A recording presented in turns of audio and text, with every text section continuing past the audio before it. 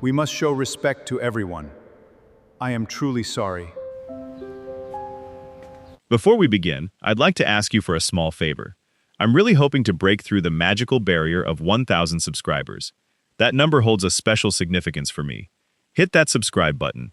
It's just one click. But for me, it's a huge boost of motivation to create my next video. Thank you in advance. When the company's most arrogant executive decided to invite the cleaning lady to a gala event, everyone assumed it was a cruel joke. Yet, no one could have imagined what would unfold when she actually showed up, entering the ballroom as if the world were finally seeing her for the very first time. That night, no one dared to laugh. Even those who considered themselves untouchable left transformed. As Rosa crossed the threshold into the main hall, the party froze. Not literally. The string quartet continued to play. Glasses still chimed, but something invisible and powerful shifted in the air. Conversation ceased, all eyes turned towards her, and for a few seconds no one knew exactly what to do. She wore a simple, old-fashioned dress, carefully tailored. She walked slowly without hesitation. Her hair, pulled back, revealed a resolute face belonging to someone who wasn't seeking approval. She carried no invitation, only her presence.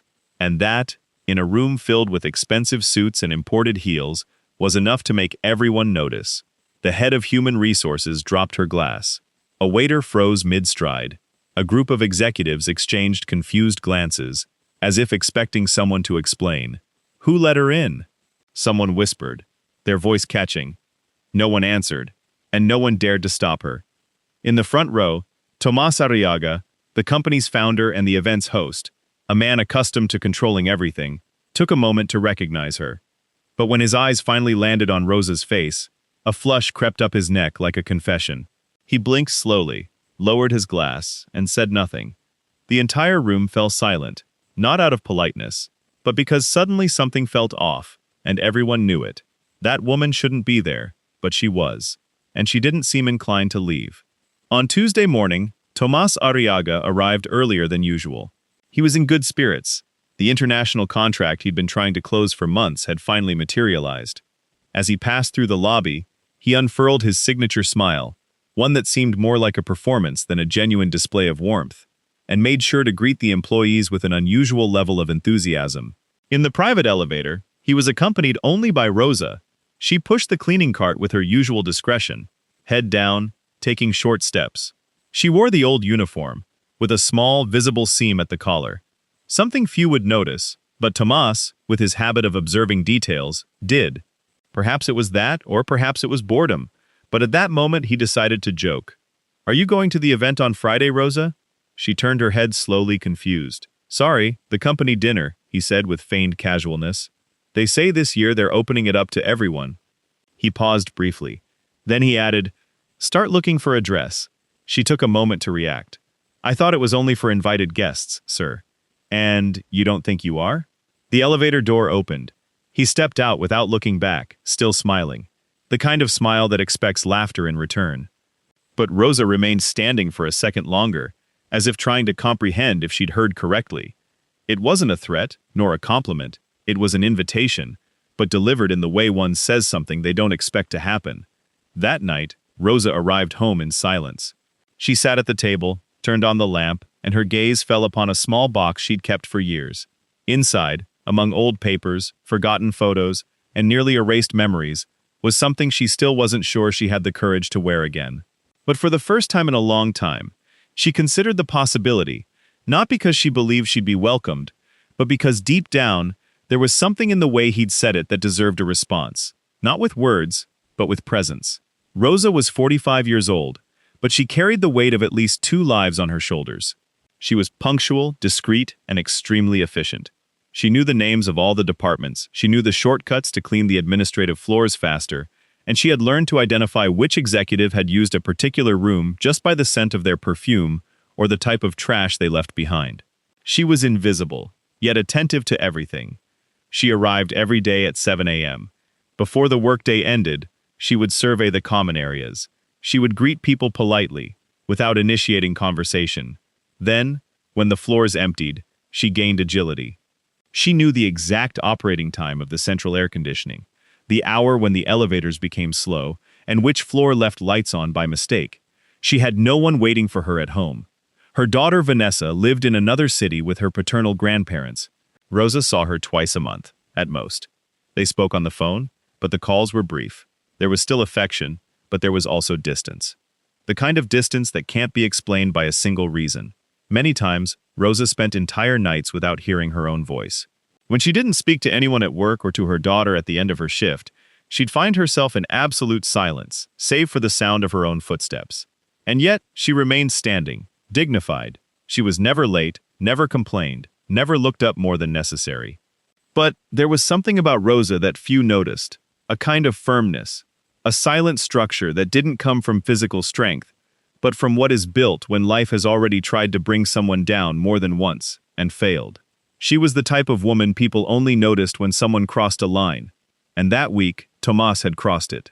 The company's annual dinner was always held in the same event hall, with a panoramic city view, neutral-toned floral arrangements, lined-up waiters, and a carefully filtered guest list. No surprises, no room for unforeseen events. Until that night, at 8:40 p.m., the hall was already full. Tomás Arriaga mingled among the guests, toasting, shaking hands, smiling, as if the world were perfectly predictable. But then a slight stir began near the main entrance. Someone was crossing the lobby alone. She wasn't the type of woman that environment usually saw. Or rather, she was the type that was always present, but never at the center. Rosa appeared, her hair meticulously styled, a navy blue dress of heavy fabric elegantly and firmly molding her figure. Over her shoulders, a small dark shawl, worn not out of vanity, but by choice. And in her eyes, there was something that no one there knew how to interpret. It wasn't arrogance nor fragility. It was a calm that made them uneasy. She didn't rush in, she didn't enter apologizing, nor did she carry that look of someone begging for acceptance. She simply entered, and that was enough to make the room tremble. One of the waiters stopped mid-stride as if he had forgotten his path. A woman from the legal department tugged on her husband's arm and whispered something he didn't understand. The CFO frowned as if trying to recognize the person, until he realized he did know her. Not by name, but by the faded blue uniform he used to see outside the elevator, almost always with a broom in hand. But now, there was no broom, no uniform. There was only Rosa and her presence. Tomás, who was preparing to go on stage, stopped halfway. He saw her face, and for a fraction of a second, his eyes lost focus. There was no panic, but there was something that even he couldn't name. Rosa walked with tranquility. Each step seemed like a calculated gesture. Her shoes, not new, but perfectly clean, hit the floor with an exact rhythm, as if the hall belonged to her. She said nothing, greeted no one, and simply headed towards one of the tables closest to the front, the executive's table. She pulled out an empty chair and sat down. As simple as that. And no one dared to stop her, because for some inexplicable reason, at that moment, it seemed obvious that she had every right to be there. More than many. The hall remained silent for a few seconds too long. Conversations ceased. Cutlery was left on the edges of plates. The laughter that had filled the room moments before vanished, as if someone had turned off the sound. Rosa didn't look around, didn't smile, didn't seem intimidated. She was simply present. And that silent, intact, unshakable presence caused more discomfort than a scandal. Tomás tried to regain control of the scene. He laughed, alone, murmured something in the ear of one of the partners, then took the stage with a microphone in hand. He began his speech with a joke about inclusion, attempting to sound spontaneous, but the room didn't respond. All eyes kept returning to her. The operations director cleared his throat. The HR manager averted her gaze. Some pretended to check their phones, but no one could act naturally, because even if they didn't say it aloud, everyone knew what that moment represented, and none of them knew how to react. Tomás raised his glass. The stage light favored him. The tie perfectly aligned, the custom-made suit, the rehearsed smile, everything as usual. But there was something in his eyes that wasn't seen on other nights. A slight delay in his speech, a trace of irritation camouflaged with charm. "I want to toast to overcoming," he said. "To each of those present who contributed to this extraordinary year." A brief pause. He looked at the audience, then, without explaining why, he added, "And also to those who surprise us." One or two nervous chuckles sounded from the back of the room, but they quickly died down. He raised his glass, took a drink, and waited for applause, but there was none. Rosa didn't move. She remained seated, her gaze fixed on no particular point, as if she already knew that kind of speech. as if she had heard similar versions before, from other mouths with other ties. Tomás pulled himself together. He continued speaking about goals, expansion, investments, but the words no longer filled the room as before. With each sentence, a silent unease grew among the audience, because although no one dared to ask aloud, a doubt seemed to spread from table to table. Why was that woman there? And what exactly did he fear she might say if she decided to speak? It wasn't Tomás or the directors, it was Beatriz, the contracts manager, who took the initiative. Disguising her unease with a polite smile, she approached the executive's table, where Rosa remained immobile, her hands resting on her lap and her gaze tranquil, as if she were at home. Beatriz, still unsure how to proceed, leaned in slightly and said, "Good evening. Which department are you invited by?" Rosa looked up. The answer came in a serene, almost gentle tone. "I'm not an invited guest. I was called." Beatriz hesitated. Then she smiled, bewildered. "Ah, of course. And your name, please?" "Rosa Elvira Montalvo." The name hung in the air for a few seconds. It didn't provoke immediate recognition, but it brought an odd discomfort, as if the mere act of having been spoken placed a piece in its rightful spot, or threw others out of alignment. Beatriz simply nodded and slowly returned to her table, but something in the way she walked made it clear she was processing what she had just heard. In the following minutes, that name began to circulate in whispers around the tables. Rosa Elvira Montalvo. She wasn't in the administrative team's records, she didn't appear among the suppliers, she wasn't the wife of any executive or a relative of any partner. But curiously, everyone had crossed paths with her at some point in the hallways, in the elevator, or cleaning the rooms at the end of the day. Only they had never asked her name, never bothered to know it, and now it was too late to pretend they hadn't noticed her presence. For the first few minutes, Rosa's name hung in the air like an unanswered question, but a single flicker of memory was all it took for the hushed atmosphere of the room to shift its tone. It was like a contagion. The HR analyst, seated beside her husband, suddenly turned pale. Her gaze drifted for a moment before she whispered, "I think I once asked her to pick up a glass from the floor during a strategy committee meeting." The IT supervisor's lips thinned, a knot tightening in his stomach. He recalled rushing into the kitchen, complaining about the dirty microwave, never even noticing Rosa on her knees, a torn glove on her hand, cleaning the floor. A marketing intern, who barely spoke, murmured quietly to a colleague, "She helped me once in the restroom. My pants zipper broke, and I was about to miss a presentation. She sewed it right up with thread from her purse." The friend looked at her, astonished. "And you thanked her?" Silence. No one thanked her. No one saw her. She was always there, yet invisible, useful, yet overlooked. And now it was impossible to pretend they had never seen her. Every face in the room seemed to lose a shade of color. Tomás, from the stage, watched it all, his jaw clenched. He remembered, too. He remembered making jokes about silent dignity as he passed her in the hallway. He remembered one night when she'd asked to clean the conference room early, and he'd replied, "This isn't the time for giving orders, Rosa. Wait outside." But there was no undoing those memories anymore. They all stood there, in the center of the room, without Rosa uttering a single word. And perhaps it was precisely that which left everyone so uneasy, because deep down, they knew her silence was more powerful than any speech. The glass of sparkling wine was still in her hand, but Tomás no longer knew where to put it. Melted ice trickled discreetly between his fingers. He glanced around. The room, once vibrant, was now suspended in an awkward quiet. It was then that he descended from the stage, approaching Rosa's table with slow steps. The sound of his shoes on the polished floor echoed too loudly. The microphone, still on, emitted faint static as he held it with a trembling hand. He stopped in front of her, forcing a smile. He tried to appear casual. Rosa said, with the tone of someone expecting camaraderie, "What a surprise to see you here. I confess, I didn't think you'd come." She raised her gaze calmly. She didn't smile, but there was no anger on her face. "You were the one who invited me, weren't you?" He hesitated. The entire room was paying attention. Yes, of course. One jokes, right?" He forced a laugh. It was more of a friendly provocation, a symbolic gesture, something light. Rosa held his gaze. It wasn't light. Tomás cleared his throat. Rosa lowered her voice, trying to sound approachable. "We're among colleagues. Yes. You know how these parties are. A little relaxation. No one takes everything so seriously." She took a deep breath. "For 5 years, I entered through the back door. I left when everyone else had gone. I used the service restroom. I ate in the storage room. I was never given a badge or a name. And now you place me in the center of the room and say it's light. Some guests exchanged tense glances. The waiter passing in the background stopped. The band stopped tuning their instruments. Tomás lowered the microphone, murmuring, "Do you want to embarrass me?" Rosa didn't respond immediately, simply placing her napkin on the table with the same calm as someone tidying their home. Then she looked at him and said, "No, sir.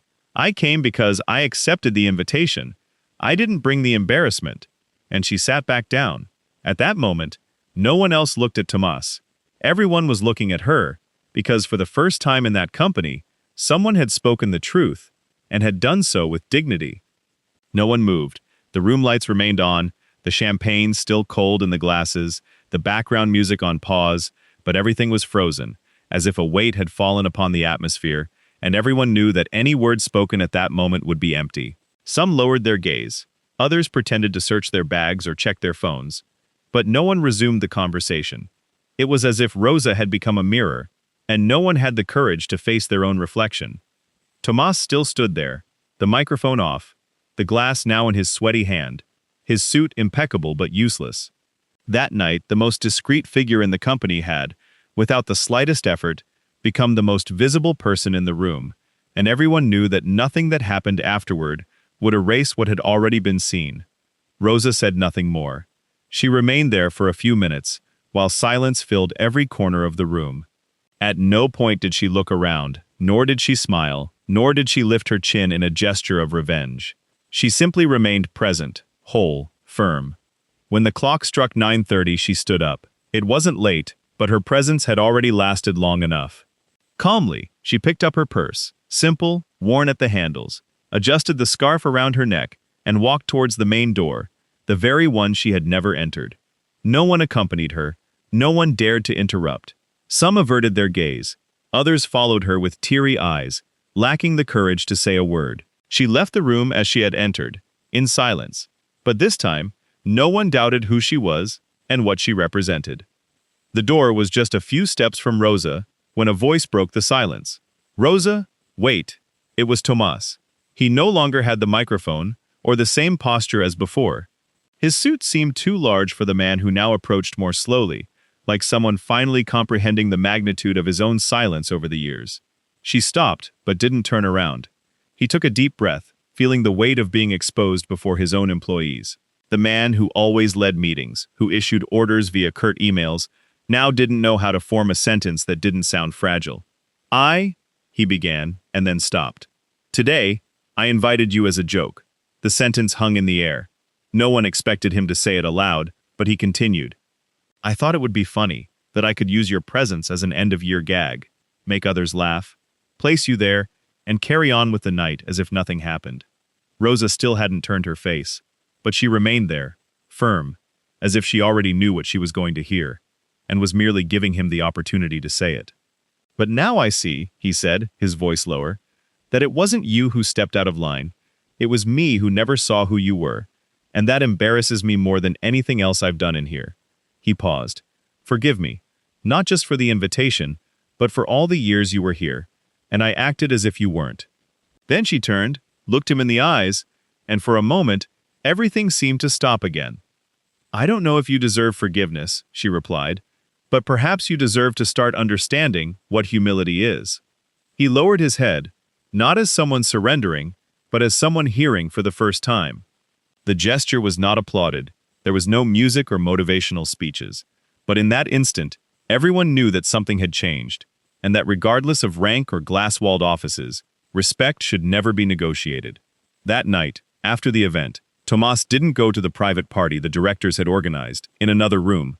He went alone to his office. He sat in the dark leather armchair, facing the large glass window, the city still pulsing outside, but for the first time in a long time, he could see nothing beyond his own reflection. Then something broke the silence, an old thought, a memory he had done everything to forget. It was the sound of a firm voice, demanding, but not cruel, saying, "You don't need to seem strong all the time, but you do need to be fair." It was his mother's voice, a public school teacher in a forgotten neighborhood in the interior. She had raised Tomás alone with what little she had. He remembered waking up to the smell of burnt coffee and seeing his mother sewing clothes in the pre-dawn hours because the salary wasn't enough. But what he remembered most was her expression when she felt someone had been disrespected. That firmness in her eyes, the same he now recognized in Rosa. Tomás had spent years trying to flee that past. He had convinced himself that to be respected, he had to harden himself, forget where he came from, stop feeling. He created a version of himself that fit into high positions, closed-door meetings, silent dinners among executives who didn't know the receptionist's name. But seeing Rosa that night, he didn't just see an underestimated employee. He saw his mother, and he saw himself, at 7 years old, holding a grocery bag at the school gate, waiting for his mother to come out so they could walk 3 kilometers home together. Why had he erased all of that? Why had being cruel become easier than being fair? Tomás rested his elbows on his knees, closed his eyes.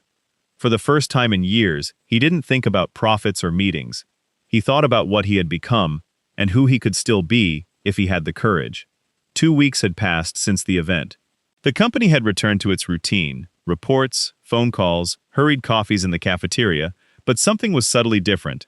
That Monday morning, Rosa arrived at the usual time. Clean uniform, hair tied back with the usual care, her steps firm down the hallway, as if carrying the whole house on her back. She was heading towards the storage room, where she kept her belongings, when she noticed something unusual. On the small shelf in the employee lounge, there was a rectangular box wrapped with a simple ribbon, and a banknote held by a metal clip. She looked around, suspicious, and opened it carefully.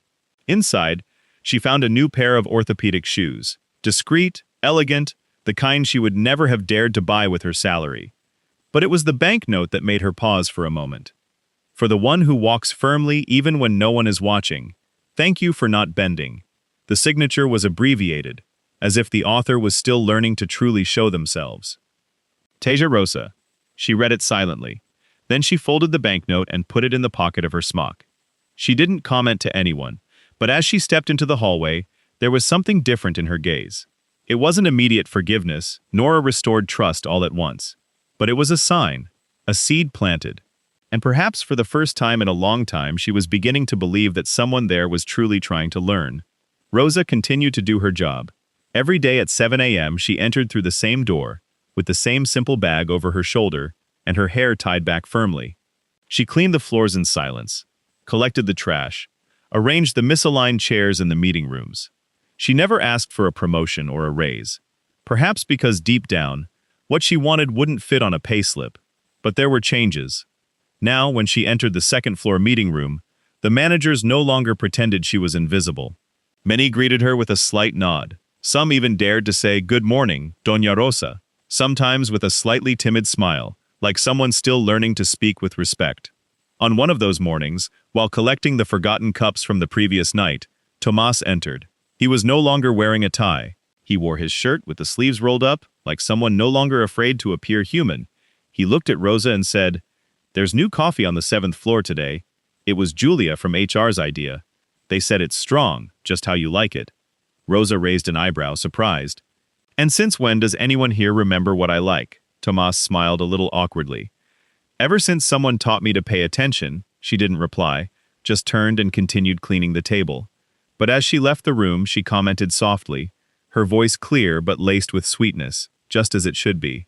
He understood, though. Sometimes the world doesn't change in a grand, sweeping gesture. Sometimes it shifts one cup at a time, with a greeting, a glance, a memory. Rosa never sought the spotlight, yet without asking permission, she completely transformed a place. And she departed from it exactly as she had arrived, with dignity. Sometimes you don't need to raise your voice to be heard, nor wear a suit to possess courage.